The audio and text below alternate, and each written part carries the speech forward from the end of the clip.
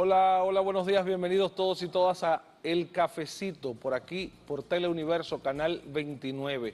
Vamos a iniciar, como cada mañana, compartiendo el aroma y el sabor inconfundible del Café Santo Domingo, el mejor café del mundo, el café nuestro. Gracias. Café Santo Domingo, sabor que empieza en el aroma. Gracias, dama. Y lo compartimos esta mañana con nuestro invitado, el doctor Francisco Hernández. Hoy vamos a hablar de asuntos jurídicos en general, vamos a hablar del tema de Odebrecht, vamos a hablar del caso La Soga y otros casos y otros mitos por ahí. Buenos días. Digo Salud. mitos. Calientito. Buenos días, Tony. Aquí a tu disposición. Qué bueno tenerlo por aquí. ¿Qué fue lo que pasó con el caso, bueno, con el agente La Soga, que se divulgó en las redes y en algunos medios digitales, que su casa, su vehículo, fueron atacados por desconocidos? Bueno, en la madrugada de ayer fue incendiado un vehículo que pertenece a una hermana de Fernando de los Santos. Y no estaba en la casa de Fernando, sino en la casa de la familia donde vive esa hermana. Y yo imagino que ya en este momento la Fiscalía estará investigando, porque se trata de un hecho grave, sobre todo porque el vehículo estaba en un área donde pudo haberse extendido hacia la residencia. Yo imagino que ya a esta hora la Fiscalía debe tener conocimiento de lo sucedido y debe estar indagando el asunto. Pero entonces no es la casa donde vivía Fernando de los Santos, no es el vehículo en que él acostumbraba a desplazarse. No, no, es una casa contigua. Fernando, antes de ir a prisión, tenía un carro que fue justamente el vehículo donde él fue al lugar de encuentro cuando lo arrestaron. ¿Y dónde está ese vehículo? No te sé decir, pero imagino que lo debe tener su esposa. Esa Ya. es la Entonces, realidad. aclarado, la agresión no fue contra Fernando de los Santos, sino contra una hermana de este. Pero le tocó bastante cerca a él porque hay que ver que sus hermanas son muy solidarias, están en cada momento de la vida de Fernando, están muy preocupadas por su situación y de cierta forma eso lo afecta a él personalmente. Y, exacto, ¿qué ha dicho él? ¿Cuál ha sido su reacción de este hecho? No he hablado con él, ayer yo estuve todo el día fuera de la ciudad, pero ya yo me enteraré hoy a primera hora de la mañana de la situación. Bien, para cerrar con el caso de Fernando de los Santos La Soga, ¿en qué estado está el juicio? Bueno, lo primero que debo decirte es que a la Procuraduría Fiscal se le venció el plazo para presentar acusación el pasado 2 de febrero. Ya estamos en junio, caminando hacia julio, y la Procuraduría Fiscal sigue buscando pruebas.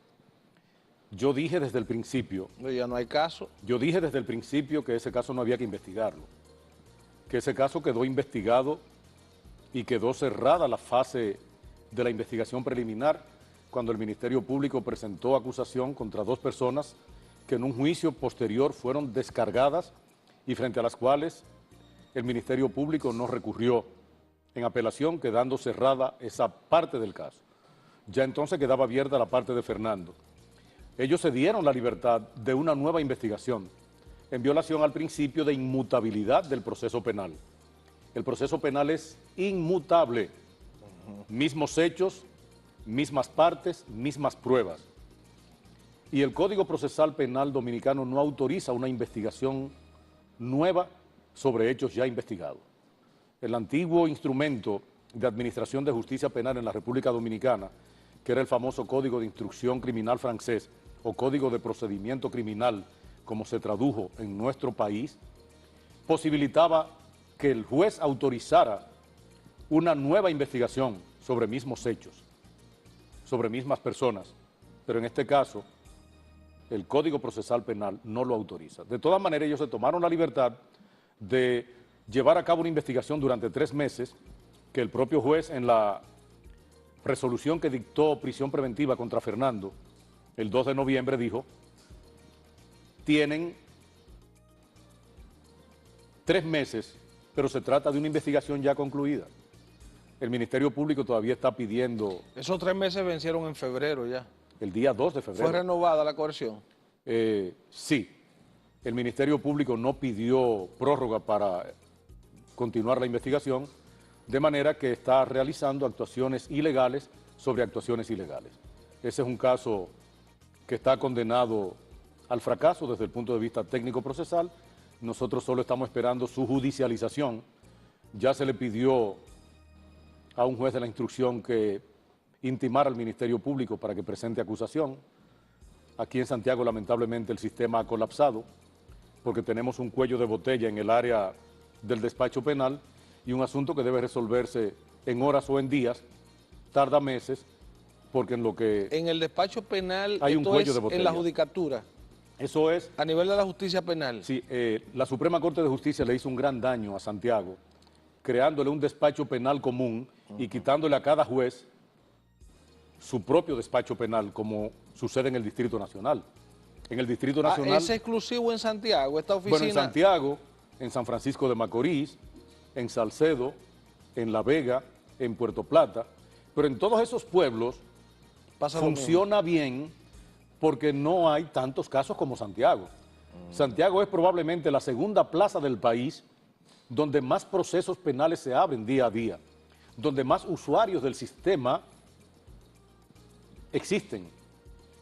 Y lamentablemente eso le ha hecho daño a Santiago. ¿Por qué no se lo hicieron al Distrito Nacional? No se lo hicieron al Distrito Nacional porque iba a resultar demasiado complicado, demasiado complejo el asunto. Se lo hicieron a Santiago sabiendo que iba a resultar complejo, complicado, y le hicieron un gran daño. Ya cada juez no tiene su despacho penal, existe un despacho penal común donde va a parar todo y aquí en Santiago ese es un tremendo cuello de botella. Algo que tú puedes resolver en 2 días, tardan 2 meses en resolvértelo. Y ese problema de naturaleza administrativa, que implica la gestión administrativa, lamentablemente le está causando mucho daño a lo que es la administración de justicia penal. ¿Quién tiene preso a Fernando de los Santos? ¿Qué es lo que no se ve de este caso? Bien, hay una situación y es la siguiente. Recuerda que siempre se dijo en los medios de comunicación que los pasados jefes policiales tenían compromiso con muchos de los hechos que se le atribuían a Fernando de los Santos. Es decir, que muchos antiguos jefes policiales no lo arrestaban para que no se le pegaran los foul que le correspondían a ellos o las líneas que le correspondían a ellos. Parece ser que llegó un director policial que dijo, no, espérate, ni yo ni la gente de mi entorno tiene vínculo con esto, y entonces decidieron arrestarlo. Pero arrestarlo, ¿por qué? Por un hecho que él no cometió, que es el caso de la muerte de esos 2 jóvenes, que repito, uno fue muerto a cuchillada y otro fue sofocado por ahorcamiento. Es decir, 2 muertes con un método muy diferente al que se le atribuía a Fernando de los Santos cuando estuvo activo en la Policía Nacional y que supuestamente mataba personas por mandato de jefes policiales.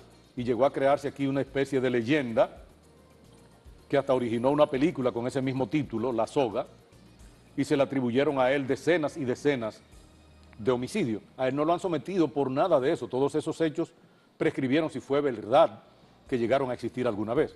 A él lo sometieron por un hecho en el que él no tuvo absolutamente nada de participación. Pero Y por eso él está yo preso. sigo buscando. ¿Quién tiene preso a Fernando de los Santos? La Procuraduría Fiscal de Santiago. ¿Hay un empecinamiento de parte del Ministerio Público? Bueno, ellos entienden que están haciendo su trabajo, fruto de un hecho que le atribuyeron a Fernando. Cuando lo arrestaron, supuestamente le ocuparon un arma que él portaba de manera ilegal.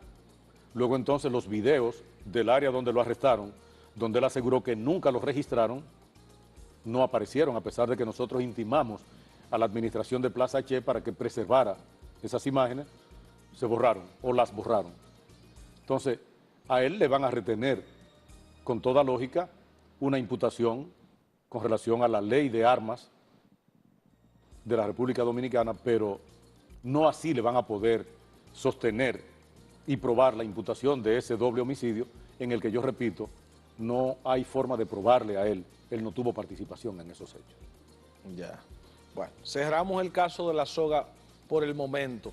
Vamos ahora para el caso nacional, el caso de Brecht, que ha dado un giro inesperado, aunque algunos políticos dicen que sabían que políticamente la justicia del PLD iba a actuar de esa manera. Eso dicen políticos contrarios al PLD, que la justicia del PLD iba a actuar protegiendo a los morados y tratando de hundir a políticos que actuaron en administraciones anteriores.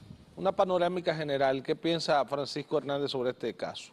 Bien, tú hablas de un giro inesperado que ha dado Bueno, el expediente se redujo de 8 encartados, de 14 a 8, no, de 14 a 7, sí, y fueron 8 que en principio estaban encartados, fueron sacados del expediente. en el tiempo en el que yo jugaba softball, cuando alguien se ponchaba con un swing feo, alguien del público o del dugout del equipo contrario decía, se le vio el refajo, es rosado.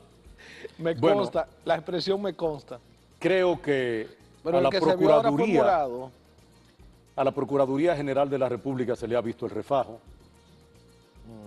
Ha hecho lamentablemente un swing que yo considero bastante feo y ciertamente el refajo es morado.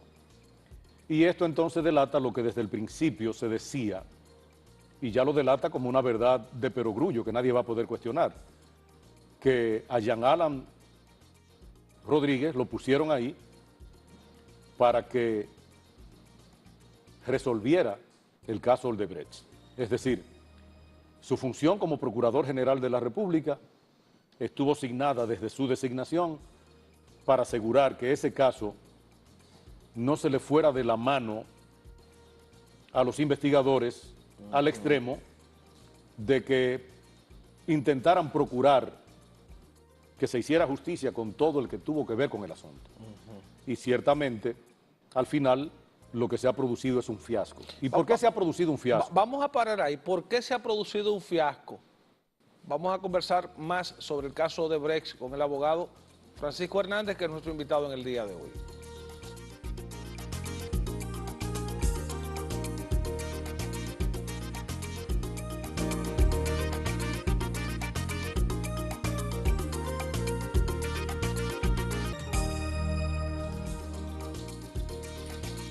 Bueno, estamos prácticamente haciendo una vertiente jurídica en relación al caso Odebrecht, que está puesto en justicia, que tiene el accionar del Ministerio Público, que tiene la defensa de parte de cada uno de los encartados, pero nosotros de manera independiente, con un experto en derecho penal, que es el abogado Francisco Hernández, estamos tratando de establecer parámetros de lo que es y lo que debería ser el caso Odebrecht. Bien, decía que la Procuraduría General de la República ha incurrido en un fiasco cuando presenta la acusación contra un grupo de personas y al mismo tiempo promueve un archivo provisional contra otro grupo, que no significa que lo ha dejado definitivamente fuera. Es provisionalmente. Se trata de un archivo provisional en el que el propio Código Procesal Penal establece que cuando hay un archivo provisional, el Ministerio Público sigue investigando porque existe en alguna medida la posibilidad de que aparezcan pruebas que permitan encartar, que permitan acusar a esas personas. Por el momento no hay pruebas. Bueno, por el momento aparentemente no hay pruebas, pero la línea es que esas personas se van a quedar fuera. Lo que pasa es que resulta muy chocante que de entrada a esas personas les promovieran un archivo definitivo. Entonces, para que se vea que hay la expectativa de que ellos van a seguir siendo investigados, se promueve un archivo provisional. Ahora, ¿qué tenemos? ¿Qué tenemos? Que en ese proceso hay 3 personas, que son Andrés Bautista, Chu Vázquez y el señor Rodríguez, que fue Roberto Rodríguez, que fue director de INAPA, que frente a ellos... En la gestión de Hipólito Mejía. Precisamente, frente a ellos se extinguió la acción penal. Frente a esos 3. Claro, y el Ministerio Público entonces está siendo abusador. ¿Por qué se extinguió frente a ellos la acción penal?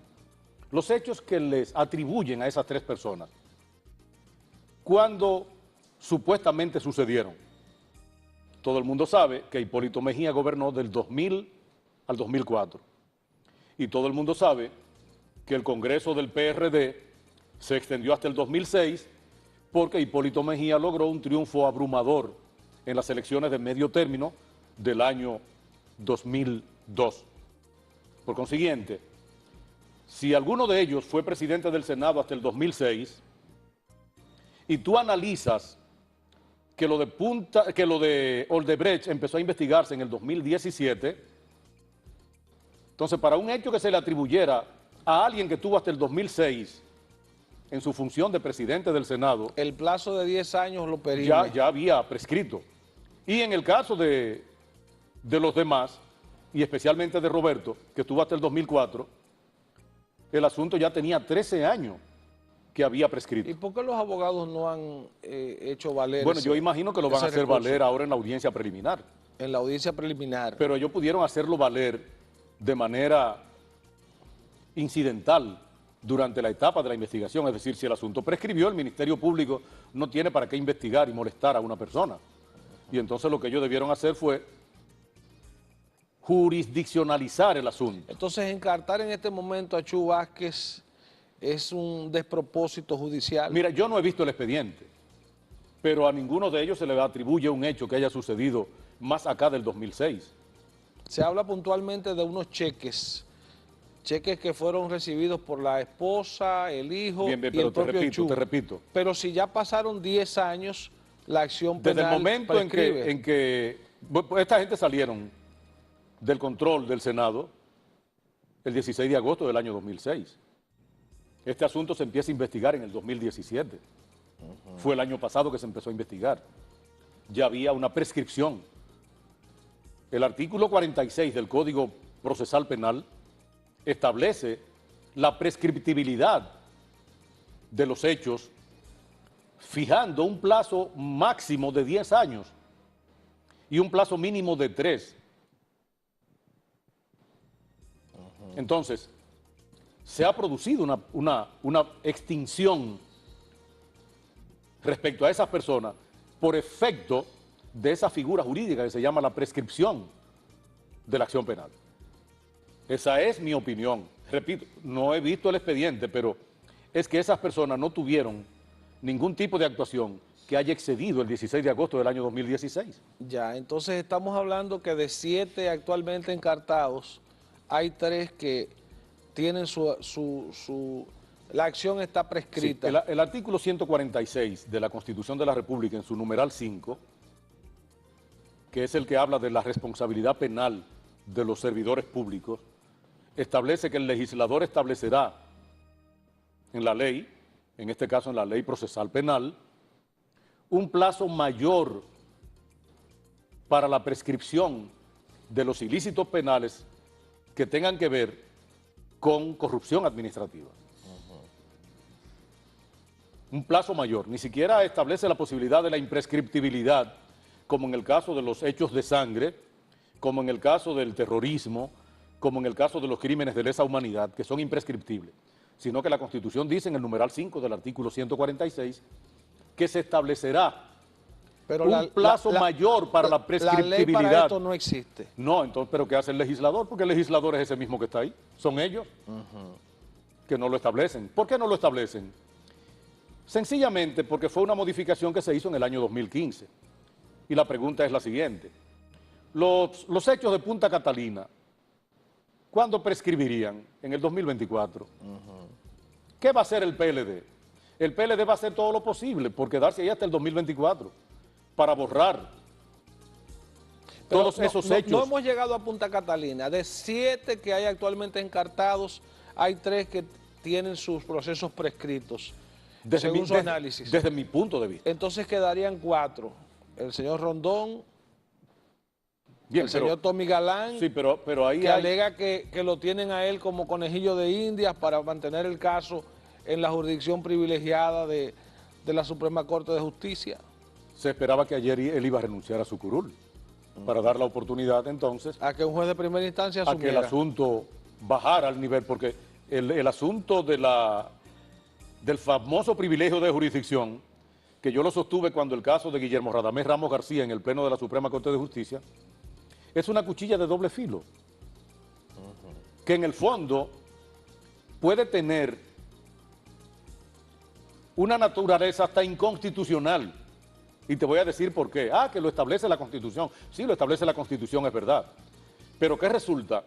Que hay principios constitucionales que están por encima de ese mandato constitucional, que son principios del debido proceso de ley, que establecen la posibilidad del recurso efectivo.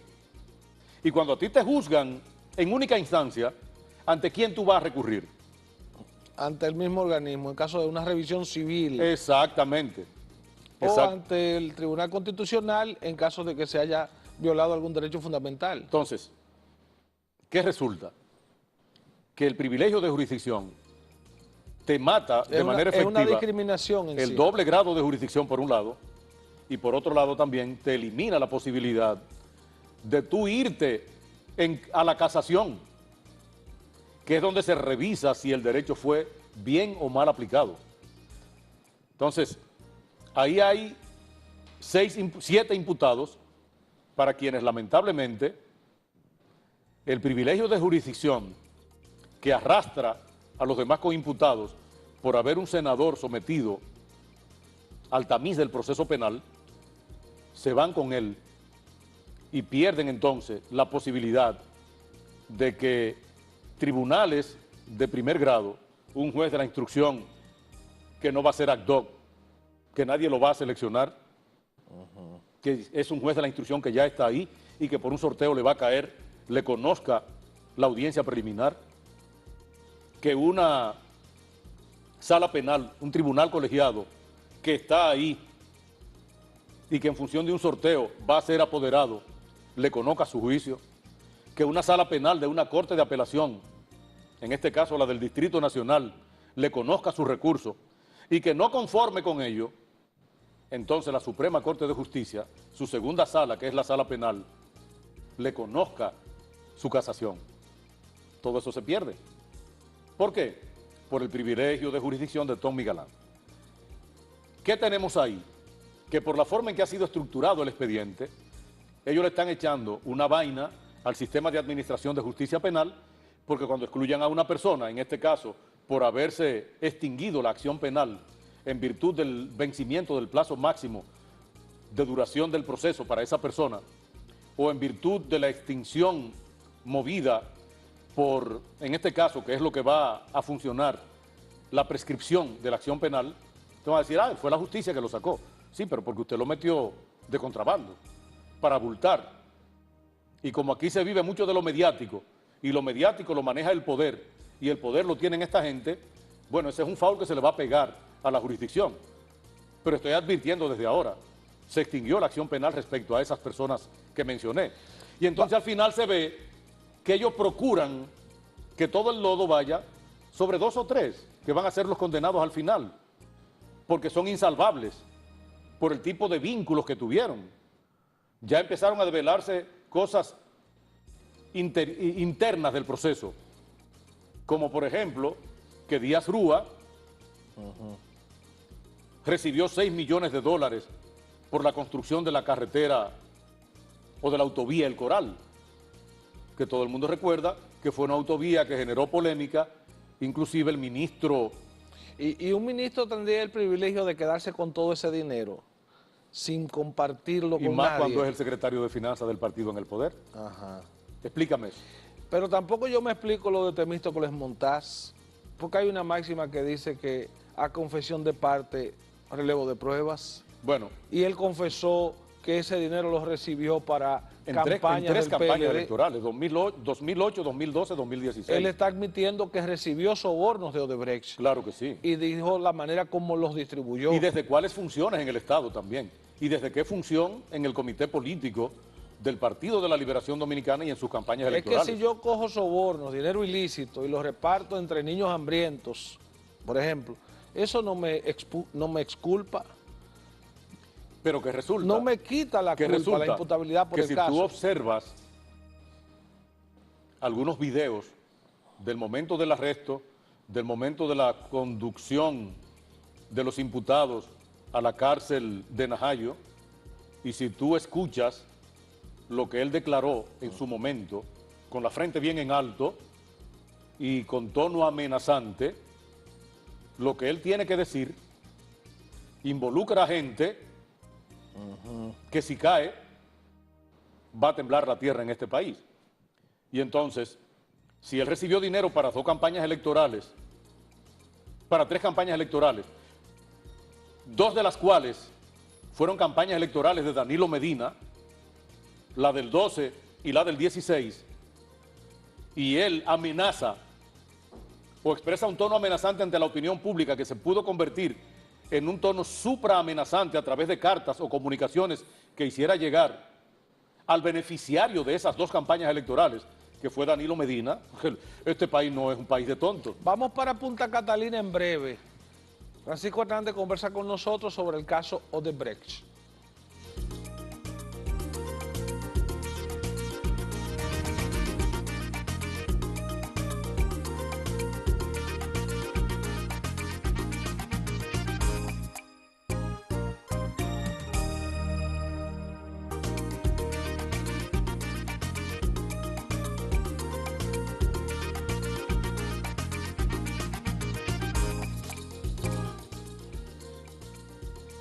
Felicitando al diputado Ulises Rodríguez por ser hoy su cumpleaños. De cumpleaños hoy el dirigente del PRM, Ulises Rodríguez, y lo felicitamos desde aquí. Seguimos hablando del caso Odebrecht y quiero sacar una parte para mencionar al senador por Santiago, Julio César Valentín. Hace un rato yo decía, bueno, pero es que Temístocles Montaz prácticamente confesó su participación en el delito de soborno, porque dijo cómo distribuyó los recursos que recibió. Pero en el caso de Valentín, todo indica que había una matemática simple. Él sumó el patrimonio que logró acumular siendo empleado público por más de 15 años y lo suma con lo de su esposa, y la suma que da la declara. Entonces eso es lo que hace pensar al Ministerio Público que tuvo un crecimiento desproporcionado de su patrimonio. Bien, tú recordarás que durante la audiencia de medida coercitiva, la mayoría de los imputados, cuando hicieron uso de su defensa material, lo hicieron de una forma muy personal y hablando de méritos y condiciones que no venían al caso o que no iban al caso en ese momento. Sin embargo, la defensa de Julio César Valentín, muy bien equilibrada, la parte material de la parte técnica, se situó en esos numeritos que desde el punto de vista contable tuvieron un impacto. Y en cierta medida el argumento principal del Ministerio Público al pedir medida coercitiva contra él, que era el incremento de su patrimonio, quedó desvirtuado ahí mismo. Es decir, que desde el principio su defensa técnica y su defensa material estuvieron orquestadas para asegurar, desvirtuar ese argumento central del Ministerio Público, ese argumento principal del Ministerio Público respecto al incremento de su patrimonio, porque ciertamente la propia Constitución de la República establece la presunción de culpabilidad de un funcionario público cuando imputado por un hecho determinado que implique actos de corrupción, no pueda justificar su patrimonio.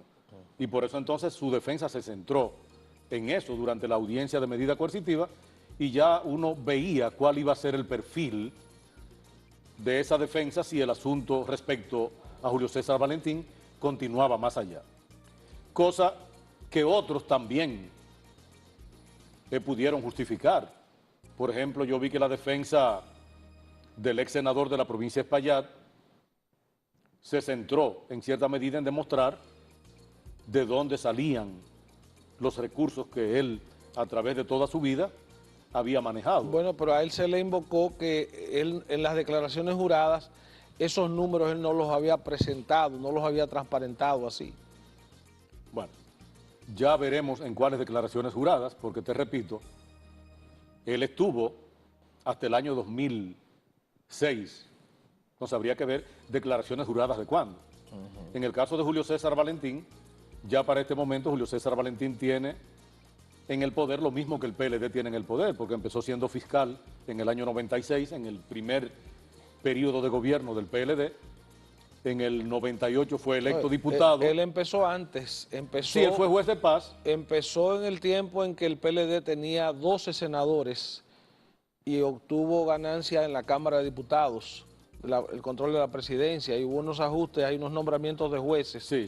Él fue juez de paz, pero luego entonces lo dejó y se puso a ejercer liberalmente, y ahí entonces entró posteriormente ya al tren gubernamental. Bueno, ese tiempo se le cuenta, pero no lo vamos a contar por no ser un tiempo continuo, y vamos a decir, bueno, sí, su verdadero momento de acumulación. Un diputado empezó ya siendo diputado. Gana 3 millones de pesos al año. En el 98. En 12 años como diputado, tú sumas 36 millones de pesos.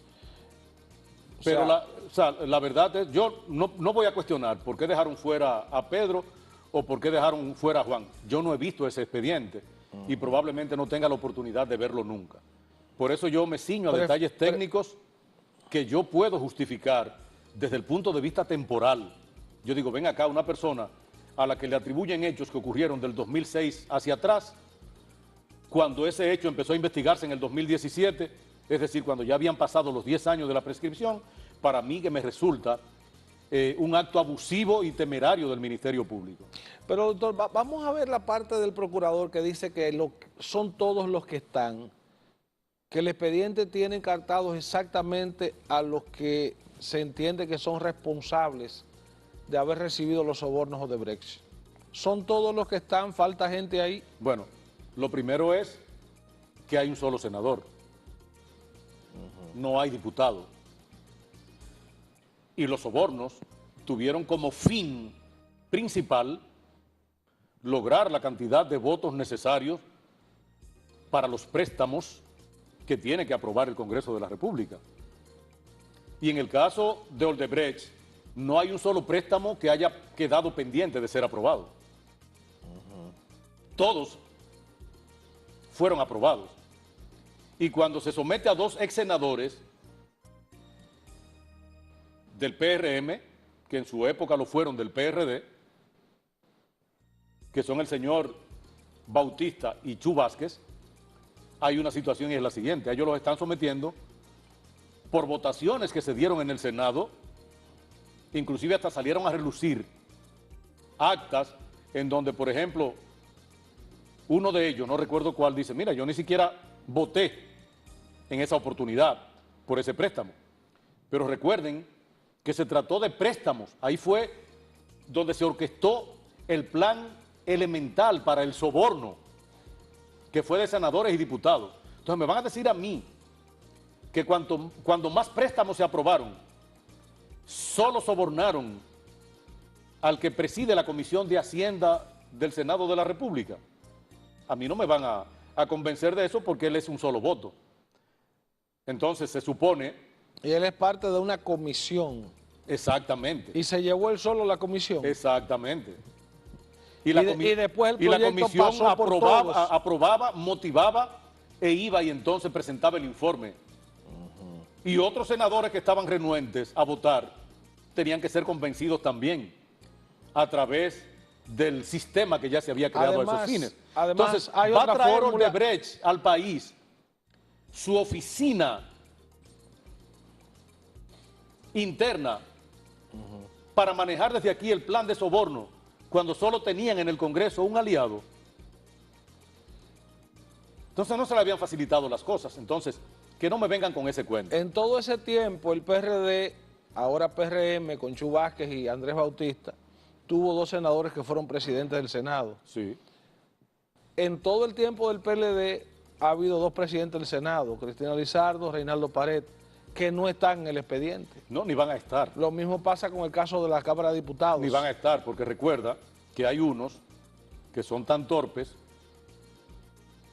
que caminan por el lodo y se hunden hasta el último pelito de su cabello. Ya yo sé para dónde Pero hay otros que son tan genios que caminan sobre el lodo con un traje blanco y salen limpios, inmaculados. Eso se aprende. Sí, no, eso se aprende. Eso se aprende. Eso lamentablemente es el sistema mediático que esta gente han aprendido a manejar también. Entonces tienen a esta sociedad metida en el bolsillo. Entonces ahí vamos con una corresponsabilidad de los medios de comunicación. Seguimos conversando con Francisco Hernández en breve.